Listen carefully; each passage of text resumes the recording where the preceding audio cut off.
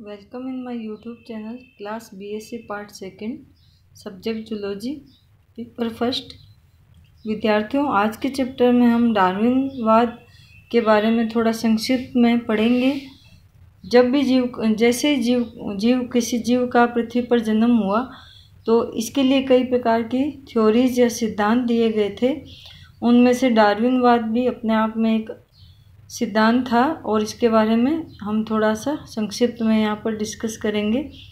अलग अलग वैज्ञानिकों ने समय समय पर जैव विकास के लिए अलग अलग थ्योरीज दी और उनके प्रमाण भी दिए। इसी प्रकार इनमें एक डार्विन थे, चार्ल्स डार्विन।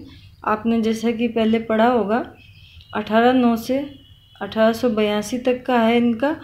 और ये जो थे, इन्होंने 1837 में जब इनकी आयु 22 वर्ष की थी तो एक बीगल नामक ब्रिटिश लड़ाकू जहाज पर इन्होंने यात्रा की थी और बहुत से देशों और टापुओं की इन्होंने यात्रा की और वहाँ से बहुत से पेड़ पौधे और जंतुओं को इन्होंने एकत्रित किया, कलेक्शन किया और उनकी स्टडी की। उसमें इन्होंने जीवों में या पेड़ पौधों में बहुत सी आपस में समानताएं और विभिन्नताएं भी देखी।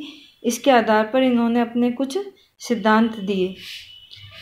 इनके सिद्धांत देने के बाद इन्होंने अपनी theories the. Origin of species अपनी इन्होंने एक बुक पब्लिश की और इसके बाद इन्होंने थ्योरी ऑफ नेचुरल सिलेक्शन दी, जो कि निम्न तथ्यों पर आधारित थी।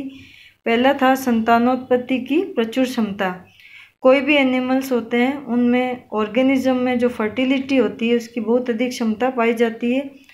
कोई भी जीव प्रचुर मात्रा में जंतु उत्पन्न कर सकता है, लेकिन ये ज़रूरी नहीं है कि सभी जंतु अपनी वयस्क अवस्था तक पहुंच पाए। उनमें से मोस्टली कई उनके जो एग्स होते हैं नष्ट हो जाते हैं और कुछ ही संतानें जीवित रह पाती हैं जो कि वातावरण में अपने आप को अनुकूलित कर लेती हैं।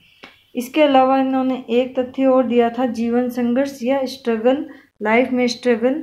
इसमें जो एनिमल्स होते हैं या पेड़ पौधे जो भी होते हैं उनकी जो अपनी आवश्यकताएं होती हैं, एक ही जाति के जंतु होते हैं वो सेम होती है, तो इनमें आपस में संघर्ष पाया जाता है, स्ट्रगल पाया जाता है और स्ट्रगल में भी वही जंतु जीवित रहते हैं जो कि अपने आप को, जो फिटेस्ट होते हैं वो अपने आप को यहाँ पर सरवाइव कर पाते हैं। इसके अलावा इन्होंने नेचुरल सिलेक्शन दिया और विभिन्नताओं के बारे में बताया कि वातावरण में कई प्रकार के म्यूटेशंस होते हैं, उत्परिवर्तन होते हैं, इसलिए जीवों में कई तरह की विभिन्नताएं उत्पन्न हो जाती हैं और ये विभिन्नताएं इन्होंने बताई आनुवंशिक होती हैं और एक पीढ़ी से दूसरी पीढ़ी तक भी पहुंचती हैं।